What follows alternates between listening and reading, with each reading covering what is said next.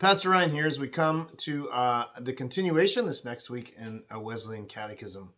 We begin today by looking at question 6, and in fact last week we covered the first 5 questions of the Catechism. Today we will just cover question 6. Question 6 is this: what is meant by the first commandment? Last week we read through the 10 Commandments and we talked about essentially what the 10 Commandments were set to accomplish, and how they were a recapturing or a recapitulation, a retelling of what was originally on our hearts before the fall and before they had been so defaced in us by sin.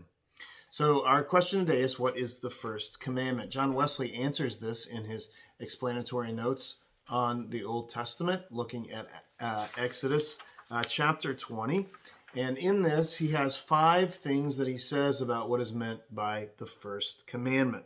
He begins with this introduction: I am the Lord thy God. Herein God asserts his own authority to enact this law, and proposeth himself as the sole object of that religious worship which is enjoined in our first 4 commandments. They're here bound to obedience. So he lays forth, and really the first commandment is an overarching theme or reality of the entirety of the first 4 commandments of that first table that we have. He is the one who has the authority to say this because he is God. So what is meant by when we say he is God? I am the Lord thy God. It seems evident or self-evident, perhaps. I am, using that verb of being.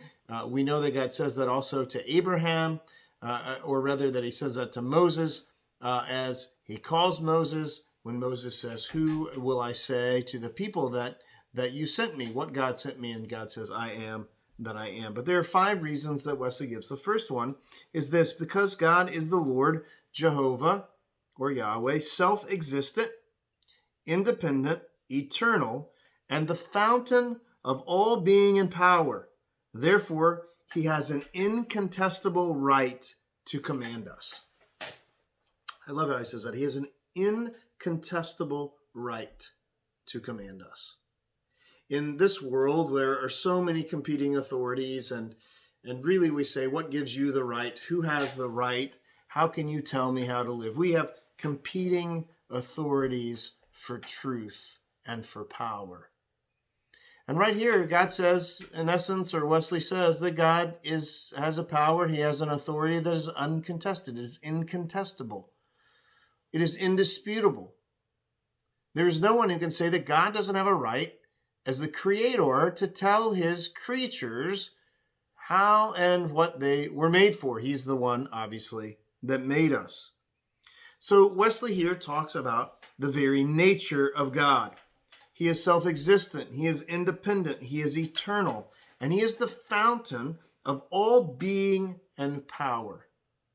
Every other power in the world, every other thing that exists in the world exists only derivatively of God. Was created by God, was created for God and for his glory. God is existent, eternally existent in 3 persons. God need not even create. The Christian God does not even need to create in order to love, because he exists eternally in 3 persons. Eternally, all 3 persons have revered, respected, and loved each other. So that is the first point that Wesley makes. The second point is this: he was their God, a God in covenant with them, their God by their own consent. God made a covenant with his people. And so it is not even that God is a God who has made everyone, but God has entered into a covenanted relationship with Israel and subsequently with us, his church. Thirdly, he had brought them out of the land of Egypt. That is, God had brought them out of the land of Egypt. Therefore, they were bound in gratitude to obey him, because he had brought them out of a grievous slavery into a glorious liberty. And not only that, we see the echoes of this, of what God does for us. God brings us from a grievous slavery to sin into a glorious liberty in Christ. He reconciles us to himself, he reconciles us to each other, and he has indeed set us free. Not only that, Wesley says, by redeeming them, he acquired a further right to rule them. They owed their service to him to whom they owed their freedom. And thus Christ, having rescued us out of the bondage of sin, is entitled to the best service we can do him. The first commandment is concerning the object of our worship, Jehovah, and him only. Thou shalt have no other gods before me. This law was prefixed because of that transgression. And Jehovah being the God of Israel, they must entirely cleave to him and to no other, either of their own invention, or borrowed from their neighbors. Our God is the only God. We don't make up other gods. We don't take other gods that other people have invented. The sin against this commandment, which we are most in danger of, is giving that glory to any creature which is due only to God. I'll say that again. Wesley said this. I think it bears repeating. The sin against the commandment, which we are most in danger of, is giving that glory to any creature which is due to God only. It is to worship something as creator who is mere creation. Pride makes a god of ourselves. Covetousness makes a god of money. Sensuality makes a god of the belly. Whatever is loved, feared, delighted in, or dependent on more than God, that we make a god of. This prohibition includes a precept which is the foundation of the whole law, that we take the Lord our God, accept him for ours, adore him with humble reverence, and set our affections entirely upon him. There is a reason intimated in the last words, before me. Have no other gods before me. So we see here that our love of God is not mere intellectual assent. It is not merely a mental reality or picture that we assent or we can consent to this truth that there is a God. It is more than that. By saying that the Lord our God is the Lord our God, what we are saying is that we convey, that we turn all of the affections of our hearts to him. And what is intimated by, you shall have no other gods before me? His fourth point, that we cannot have any other God, but God will know it. God will know if we have other gods. God knows what's in our heart. God knows our hearts better than we know our own hearts. God knows what we worship instead of him. God knows what we desire instead of him. And fifthly, the fifth point that Wesley makes is this, that it is a sin that dares him to his face, which he cannot and he will not overlook.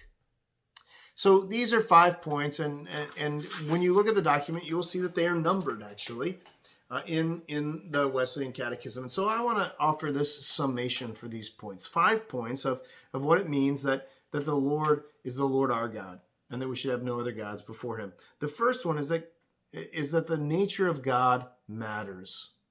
That's point 1. Number 2, that God is a personal God.